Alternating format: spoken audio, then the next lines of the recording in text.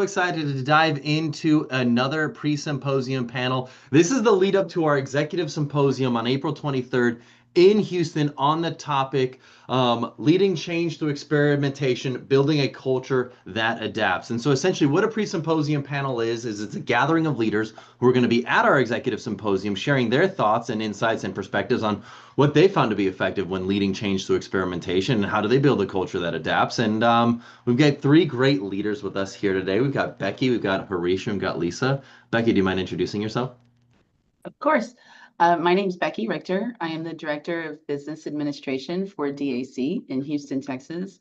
DAC is a smart building technologies company specializing in security and automation, and we exist to build a better world through smarter infrastructure. Amazing. Harish, how about you? Yeah, my name is Harish Kansal. I lead enterprise technology transformations. Most recently, I'm leading a large-scale ERP implementation here at Energy Solutions. Energy Solution is a California-based energy efficiency advocacy company, if you like. Um, yeah, in 20 years in technology, leading different industries and different geographies. Um, I'm very excited, Garrett, to be here. And Lisa, how about you? Yeah, I'm Lisa Rogers. I'm the Vice President of IT for Medication Management Partners.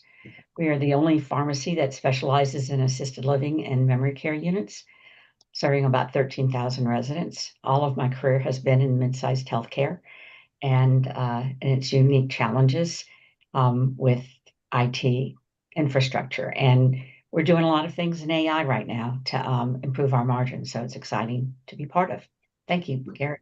Of course, of course. And I'm Garrett Mintz. I'm the founder and CEO of Ambition in Motion. At Ambition in Motion, our vision is a world where the vast majority of people are excited to go to work. When they are there, their expectations meet reality, and when they come home, they feel fulfilled. And we believe that starts with leaders because leaders create the experiences employees have while at work. And so we create technologies and communities to empower leaders to be their best selves for their teams. And one of the ways that we build communities through our executive symposiums. So let's dive in. And by the way, if you're watching this and you're thinking to yourself, I want to meet these three great leaders or I want to come to the executive symposium, I will post a link on how to RSVP in the comments of this after we get done. So topic is leading change through experimentation, building a culture that adapts. And I really want to focus on the latter part of this topic, the adaptability component of it, because I think that is the part of company cultures that a lot of people really struggle with, whether we're talking about AI, or we're talking about a new technology, or we're just talking about a process improvement for that matter. People become very accustomed to the way that they've historically worked and the adaptability to why a change is being made, how it's being made, how we get people to buy into that is difficult. And adaptability insinuates that not only are we open to change whenever it gets passed down onto us? But adaptability insinuates that we're able to take in information as individual employees within an organization, be able to digest that and be able to say, okay, maybe the way I've been operating up to this point has not been the most efficient in the world. Maybe we need to try something new. So I guess I'd be curious to start this conversation off. How do you go about instilling adaptability within your people and teams? Let's go first. I'll get started if y'all don't mind. I think in general, experimentation leads to cultural change just in general, but you still have to be disciplined about it. You still have to treat that experimentation as a disciplined operating model. Clarity before autonomy, make small reversible bets, and really learning as a leadership obligation. It really instills, I think, in your team. It becomes cultural and not personal when leaders treat learning as a non-negotiable. And if you do those things over time, that shifts from being a people-dependent system to being a system-led system to being in culture where it's system-led, right? And so anyone that might hesitate or someone leaves, you don't have that obligation of relying on that person that was maybe coming up with the ideas or going through that change with you. So honestly, I think that learning as an obligation for leadership, that's the way to start adaptability. You have to show it. You can't be what you can't see. Yeah, I would build on what Becky said. So change is hard because it asks people to give up something which is certain to them, which is built into their habit. And now they have to work on something which organization feels is better. They may or may not agree with that, but overall, any change always intended to a better processes, better technology, better people. So leaders' job is to make the trade feel worth it. That yes, the time, money, effort we are spending on this change, it is worth it for people, for the organization, and for the profit of the organization, if you like. And then prove prove it that it was after the program is done or project is done, and prove it with the facts, with the measurements, right, with the facts. So that's the thing. That change is hard, but people have to make sure that they're still working on it. Yeah, and I think, don't you think leaders have to model curiosity and accountability? So it's not just enough to be curious, you have to model the accountability behind that. So what did we learn? What are we changing? And what are we trying to stop? And, as a leader, sometimes it's best to get behind the curve and let everybody start talking about what the problem is and be open to hearing what that is so that you're open to hearing their ideas for change. As long as you have clarity, and as long as you're allowing them to be a little bit autonomous in those kind of reversible bets, right? Test something out, but not something that's going to change the entire system. But small measurements along the way and reduce risk, I think helps people feel comfortable in that curiosity. But of course, continuing to hold them accountable too, we still have a problem to solve. So we one of our core values is seek first to understand. And so I think when I'm starting to change the business and how the business operates, it's really important to understand the business, right? And what each person's job is, what it's dependent upon, how the change that I'm thinking about is going to impact their day-to-day life. And then it has to be in terms of what's important to them, why this change is important to them. I'm working on a change right now that has a lot of structural back end benefits that they could care less about, right? But there are some things they do care about. They care about the predictability of adding new people to the system, and they care about that type of thing, and the ease of onboarding. But they don't really care how I'm accomplishing that in the back. That's what they care about. And so, how do I make sure that I understand what they're doing and then how this change is going to impact it, and then why it's in their interest to make this change.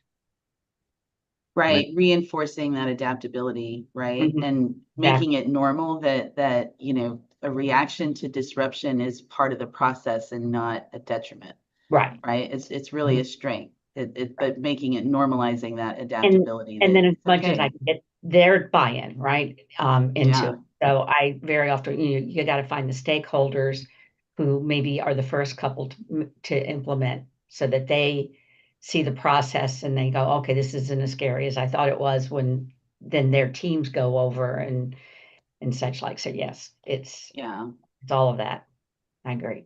Y'all give me so much to work with. I'm really excited to dive into this. There's a lot here. So, Lisa, you talk about the what's in it for the individuals getting change passed on to them. Mhm. Um, Becky, you talk about experimentation leads to, culture change, but you have so many like crazy like anecdotes that I want to touch on. Clarity before autonomy, make small bets, people versus system led, and learning is an obligation for leadership. And I think that's like there's so many like great nuggets there that we'll dive into. But the first one that I want to touch on, because Harish, you hit it on the head here, or at least I find it super just pertinent, is make the trade of what behavior they were doing to what behavior they will be doing feel worth it.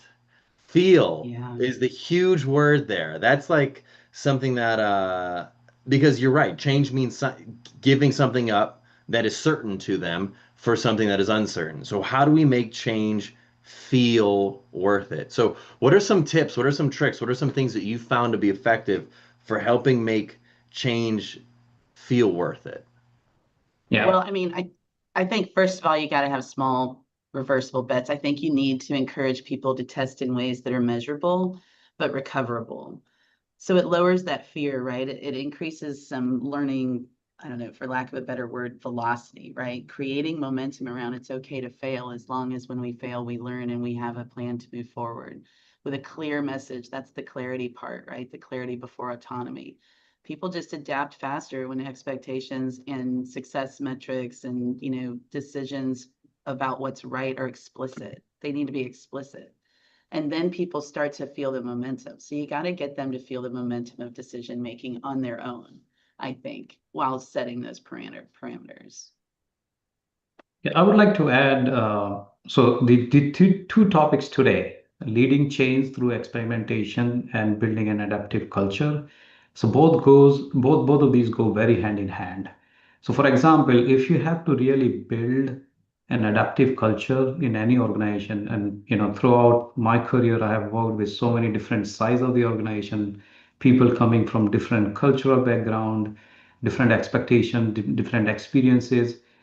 So you need to think about adaptability is hiring and habit decisions. When you hire for curiosity, hire for learning agility, not just based on their credentials. I have seen in my 20 years, I have seen people with very strong credentials and not fitting into the company's culture or in the team.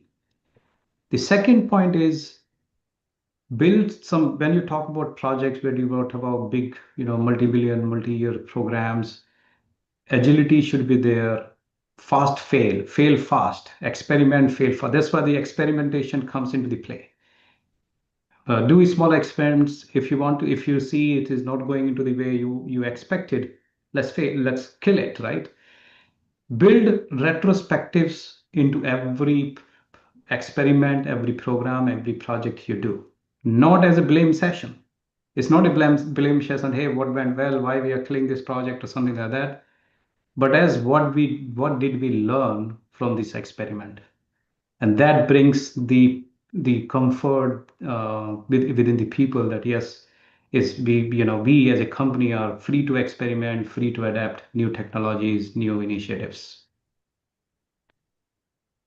Yeah, having those small intentional experiments, like making whether they're successful or not, adding clarity to compounding and creating capability and success around compounding tries, I think makes a difference as well. Keeping people curious. So I love this. But for those of you who are watching this, you're like, cool, I like the idea, like experimentation, small bets, I get it, build a retrospective in, that makes a lot of sense. But I think the part that we've not hit on that I think is probably really, really crucial is that we communicate to those being impacted by the experiment what an experiment is. Like, I just think like we assume people know how to experiment, and I think that is not accurate. I think most people don't actually know what an experiment is. An experiment requires a hypothesis, it requires a constant variable, and it requires a variable that we're assessing whether or not something is going to change. And then it requires a timeline for when we will evaluate it. And then, Harish, to your point, it needs a retrospective. So then we can like recap what did we learn, and then maybe try a new experiment or try something else. But like that, laying that out, like 5-step process seems super obvious. Most organizations I feel like really struggle with telling their people that because they assume they know all the processes of it. And I think that is where a huge like issue is, because sometimes people hear that and like, oh my gosh, this is the new way of doing things, this sucks, I'm going to try to sabotage this thing, only for them to realize like, oh, we were just trialing this for a 3-month period. Oh, I could have been bought in for a 3-month period. But I don't know. What do y'all think about that? That like concept of like explaining to our people what an experiment is. I like that a lot because I'm engaged in a project right now where it's sort of what it is I say, I need to switch over to this new environment, check it out, see how it is. Let me know any problems you see with it, and then go back to your old environment and continue to work, right? And then I um, they go over, things aren't the way they want them to be. And instead of, saying, okay, these things aren't right, this is what needs to be fixed, and goes back, they get all panicky. Oh my God, I can't work here, blah, blah, blah. And I go, okay, go back to your other environment. And they go, well, I was told that you couldn't go back. I went, no, And so I think you're right. If I had said, look, well, I've tried it in a whole bunch of different ways, but that's another approach to try, is like, this is just an experiment, and so I need you, the hypothesis, and then I need you to test it out, give me your feedback, and then go back to what you were doing, And so I think that's a fascinating concept, because I think that was probably the piece they were missing, is even though I said, just go over, check it out, let me know what you see, then go back and continue working. It was still like, I don't have a half a day to do this. I'm going, so I like the experiment, posing it in terms of an experiment. That's interesting. I like that. I think honestly, let's just break this down to something that's simple. Think about this in terms of a process. I need to get a bill to a customer, and I have a project management system and an accounting system that have to talk to each other. And my client needs this bill, in a very specific way by the end of the month.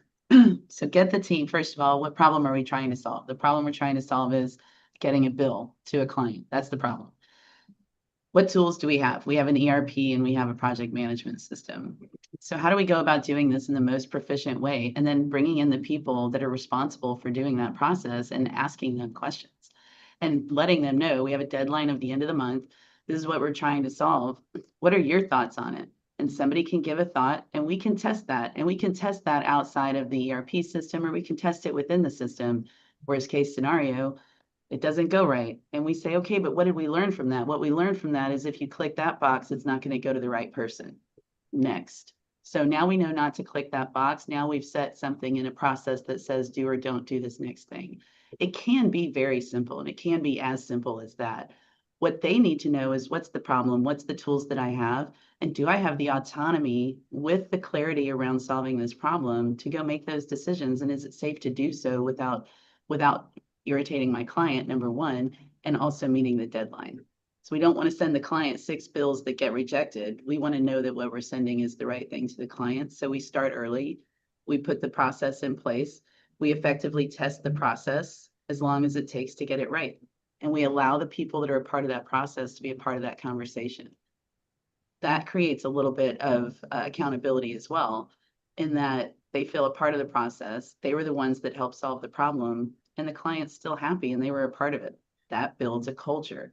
That builds a culture of system-led, which is your ERP and your process and your project management system, and a culture of accountability, which says I was a part of solving the problem, so I know why the problem exists later, and I know now how to solve it later. It could be that simple. Yeah. So I would like to build on what Becky and Lisa said. I could not agree more what they're saying, and probably I will complement what you both said with a small personal experience, a kind of a story, what happened. So a few years back, I joined a company, and that company just went through 2 merger acquisitions. They just implemented their ERP and CRM platforms, which is backbone for any company business, right? So a lot of changes in a very short period of time because of merger acquisition, because of these new platforms implemented. But the what was missing, that neither the teams were talking to each other. Like sales is not talking to accounting, customer support is not talking to RevOps, and same time systems are not connected as well. So there's twofold problem. One is teams working in silos, and then these systems are not talking or not sharing the information and data with each other. So and success for each team is a different measure. Sales was tracking win rates, for example. Finance was tracking cash flow. Support was measuring CSAT. So everybody has their own success metrics, but they are not don't care about the other departments. So it was a very disjointed, disconnected system. So when I joined this company, my boss, the CIO of the company, she pulled me aside and said, "Hey, it's just a few weeks in the job," and she said, "Hey, Harish, business workflows are a mess. every team is running a shadow IT, and I won't lie. I won't lie here. I felt overwhelmed listening that in my first few weeks in a new organization where I'm still adopting to new culture. So what I did not come with a grand digital transformation program, you know, at once. Instead, I spent first few weeks just listening, having one-on-ones with marketing, with sales, finance, customer support. What I found was that problem was not technology, and never be technology, by the way. It's always, these siloed people and systems. So every team had different, I mentioned, different reality. For example, ROI, marketing ROI, CAC, customer acquisition cost, CLV, churn. Everybody is doing these. So my experiment was not a system change. I'm coming to the, how I handle, I lay down the what was the problem. I'm coming to the what solution. I'm so very not a system change. It was a process change. I mapped the core workflows, lead to cash, procure to pay, hire to retire, how these workflows looks like, what is the gaps in these workflows, and brought the people on the ground, like not the managers who have no idea how things happens in these systems. So I brought these people together, had the discussion, mapped these processes, and then started sequentially attacking one problem at a time. And I can tell you, just to conclude, as an outcome, 12 months, it took some time by small steps, but after 12 months, not only we saved around $800,000 by having these automating some of these manual processes where like accounting was spending 400 hours every month to consolidate data and reconcile their books, but we also handled these stakeholders really aligned with what changes we were making, and by seeing these results, these tangible results. So it's a success story by taking, understand the problem first, as Becky said, then breaking that problem into process, technology, and people, and then addressing one at a time. Okay, that's a really Yeah. interesting story. But within that story, Harish, was one of the end results that like people in different departments, yes, like you mentioned, CSAT and cost of acquisition and all these different like metrics that each department was being measured on and against. Um, was part of the change creating bonus structures or compensation structures in a way where people who were originally not at all measured against these other disparate metrics that were measured by these other departments, that they all kind of like were part of the compensation where it's like, cool, yeah, cost of acquisition in terms of a new client. Now HR that's on part of their like incentive bonus. And they're like, well, I got nothing to do with that. It's like, you had nothing to do with that. Now you can be part of having to do something with that by maybe sharing some insights, maybe creating and making it easier for new customers to come on board. I don't know. Like, was that part of it or no? It not everything. Like obviously for a CAC, can we incentivize our HR functions? Probably not. It's a marketing function. Marketing should be incentivized by bringing new Legos, new people, or new clients. But at the end of the day, as you said, these support departments like HR function, IT functions, they work behind the scene to support marketing, support sales, to bring these new logos, so we this is about the data and the visibility of these data structures to the higher authorities, the leadership, the C-suite. They can see these data is very easily available to them, and they can determine that how much of, okay, 20% allocation of IT goes behind supporting marketing, HR's 10% of their effort goes supporting. So they can also get the credit of what support they're providing to different business functions. It cannot be a direct incentive processing, but it can be indirect recognition of their effort. Yeah. No, that's interesting. I like that story. Um, Becky, you brought up this concept of people versus system led. What do you mean by that? Well, I mean, I think that companies I mean, experimentation only works when it's, when it's shifts an organization from thinking about an individual heroic to being designed for resilience. And being designed for resilience means that your systems, your standards, and shared judgment allow the company to evolve. And so you need to become a place where it's not about the heroics of an individual. And in order to do that, you have to have systems and processes in place that function regardless of the person in the chair. I think the person in the chair is extremely important, and we're always looking for the best person for the best chair at the right time. I think that's all of our jobs as leaders. But generally speaking, if you have somebody that doesn't buy in and they sit in a critical chair, you have to have functional accountability, not people accountability sometimes. The function of, to Harish's point, HR is a support function of an organization. The department of HR is the functional accountability. The people in that are accountable to making those functions happen. They're accountable to making those processes happen. And when they do that, that system is in place. That becomes system led, to where anybody that's, when you're growing an organization and you bring new people and additional people into an HR function or any other type of support function, the system is built for their confidence, for them to be successful, and keeps the company in line with its own success. And it doesn't change because of this person decided to click the different thing. We have a standard, we have a system, and that's the thing you click.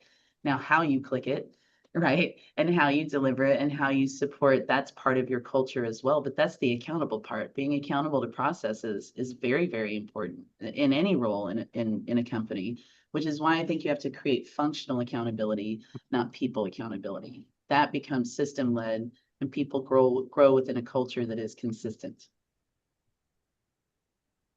Okay, I want to, Lisa, do you have anything to add to that? I've got another question around like the hiring process, but I want to know if you have anything to touch on that topic. No, she covered it just Okay, fine. great. Okay, so Harish, you brought up this concept before of adaptability has got to be a part of the hiring process. And I would imagine that Becky, based on what you're sharing, that resilience also needs to be a part of the hiring process.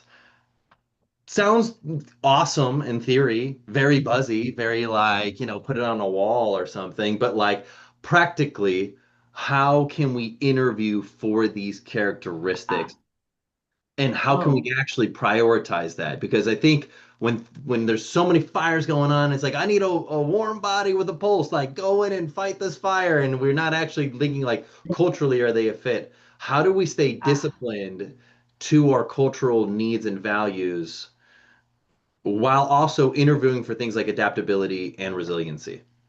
Garrett, you hit my sweet spot. This is definitely something that I am very, very passionate about.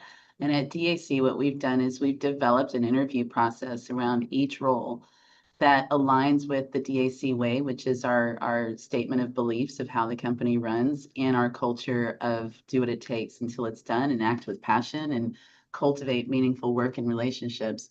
And our entire interview process, I mean, we have interview guides for our managers. We have a recruiter on staff that helps assist through that process, through screenings. We hire for culture first. At a leadership level, at the top of our leadership level, myself included, we hire for hungry, humble, smart all the time. That's what we're looking for. We want people that are curious. We want people that are accountable to their own learning. And we want people that are humble enough to understand what they don't understand. And we all learn together. So we have a very specific hiring process. We like to say it's slow to hire, quick to fire. And I know that sounds a little bit antiquated, but it really should be a standard. You should be slow to hire the right people for your culture, and you should be quick to remove the ones that are destroying it. And everything you do through the interview and hiring process should be designed, questions and all, around your culture first, and then adaptability to the role and the ability to do the role second. Since we've started doing that, we've seen our turnover go down substantially. I can't put a specific number on it, but it's a very well regarded model. It helps all of our managers who aren't used to, they're used to what you're saying. We're in construction. They're used to saying, I need a body in a truck out here right now. And we've helped them get comfortable with the interview process by specifically giving them interview guides that help them understand what we're looking for in our culture. And it's been amazing since we started that. Can you give me like an example question? Not like to get, expose the total secret sauce, but I'm like, I think for me, I don't know, one thing you could do is like subtly input an acronym that like, almost certainly this person does not know, and just you're testing, will this person ask me, what does that acronym mean? Will they feel comfortable asking the question and showing curiosity? And I don't know, like maybe that's just an idea. Maybe it's an off the wall idea. I got no idea. I'm just like, I'm trying to think like, will people possess the ability to step up and ask a question and practice curiosity, even if they fear it makes them look dumb? Because that t willingness to take the risk shows me a whole lot more about you than it does about, your skills or your Sure. resume, stuff like that. Yeah, I don't know. What is an example Sure. question? So I mean, like if we're thinking about competency and maybe an interview question that we would ask around adaptability and learning is describing a most significant learning or development experience that they've had in their career and letting them talk about what does learning and development mean to them.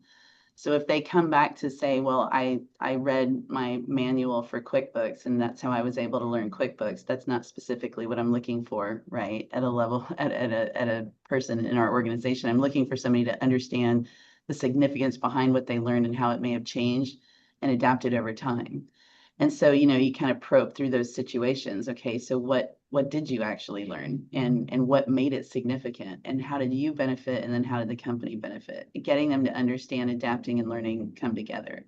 Just an example of something that we might learn through that process. And when it comes to culture, just like building collaborative relationships. I don't know, tell me about, a partner that you've worked with and how you collaborated and created successful results.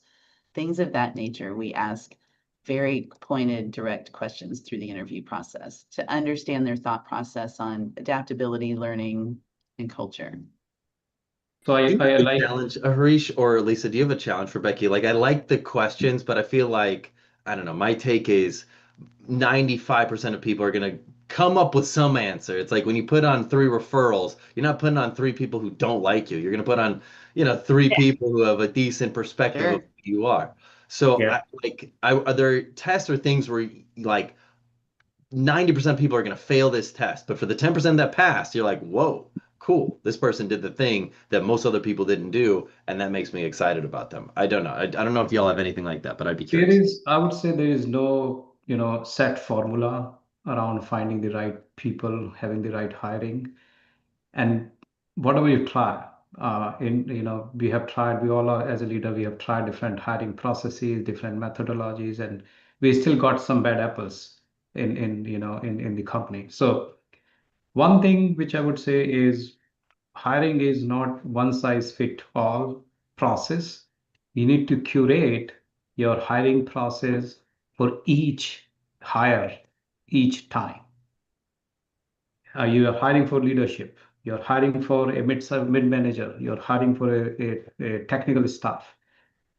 The hiring process is completely separate for all of them. It cannot be, as I said. So I like what Becky said, and but in the ideal world, as I said, whatever you try, you're gonna fail hiring. Sometime somebody, and especially today, like our company is focused on remote hiring, remote employees.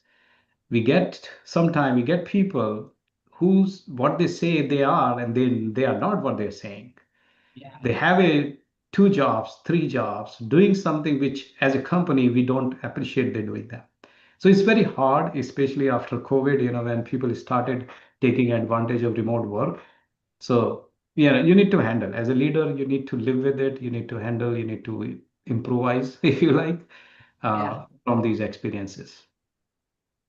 Yeah, our company very much hires according to the core values of the company. They're very clear about them and about their expectations around those core values. And then we also support that with a Wonderlic assessment. And then at a certain level, they also throw in a disc. So it's some external benchmark things that tell them what kind of person we're hiring, as well as the extreme focus on the core values in throughout the interview process. Mhm. I like it. I mean, I definitely think this touches the top level, but I definitely think I haven't had like enough time to think about it, but I'd be curious if there were like some subtle things one could do in an interview process that could more or less help me get a better understanding if this person possesses curiosity, adaptability, willingness to ask questions, those sorts of things. So the idea, that was off the top of my head, but throw out an acronym that you're 99% positive they don't know. And my idea was, see if they are willing to actually ask me or ask the interviewer, what does that acronym mean? And if they're willing to ask that, it shows me a lot about who they are and whether or not if they don't understand something. Because like, how oftentimes do we get like a team member who's like a yes person wants to be a team player and says like, "Oh, for sure, I got it, boss," and they don't do what we ask them to do. Oh, you mean like throwing him a red herring? Kind of, Like yeah. some, I wonder if like a red okay. herring is like a thing that could be done or maybe it's not subscribed. I don't know. Maybe it's crazy. I'm just thinking to myself like, I wonder if there's a thing where 90% of people won't ask the question, what does that acronym mean, or whatever. And it's like for those that do, it's like, oh, cool. That person showed me they were willing to ask a question when they didn't know. Hmm, And maybe it's interesting. crazy. Maybe it's not something you should do. I don't know. I'm here asking questions and poking holes and thinking to myself, how can I know if somebody is in fact curious? Because if I ask them in the interview, of course they're going to give me some story about why they were curious about something or some other thing. You know what I mean? Well, I don't think you ask people specifically if they're curious or talk about a time you were curious. I think you listen for that. I think the idea behind our questions, and we actually have some format around the interview guide for our managers that says this is what you should be listening for. It's not necessarily their words, but their phrasing and how and how they're saying certain things. So I may not ask a direct question about curiosity, but through their answer of another question, I'm looking for that curiosity. Right. And I do believe that throwing a red herring in an interview, depending on the level of interview that you're doing, could go in the opposite direction if you're trying to get that candidate. Like these Totally. people Yeah. are I was gonna throwing. say I'm not saying it's like this is the thing. This is just me off the top of my head coming up with an Yeah. idea. I just think Yeah. about You just have to listen for keywords. You have to listen for it. I think that, you shouldn't just have anybody interview. You should train the people that are interviewing your candidates. You shouldn't just let any person, any single, just because they're a hiring manager doesn't mean they don't need support and training when it comes to, I mean, I've had multiple hiring managers come to me and say, this is the first interview I've done. Can you come sit with me in it? Because they haven't had that experience yet. Maybe they're new to management, maybe they're new to the role. And so I think the training behind how you hire your people is as important as how you hire your people. But always hire for culture. Always hire for culture. It starts there. If you hire for culture, you're going to get the right people. You're at least going to get the right people that you want right away, and then they are adapting to your culture faster, which means they adapt to your processes faster. I love it. Becky, Harish, Lisa, this was a great pre-symposium panel. I feel like we could have gone for a lot longer. There's a lot of meat on this bone here. But if you're watching this and you're thinking to yourself, I want to meet these three great leaders, come to our executive symposium April 23rd in Houston. Would love to see you all there.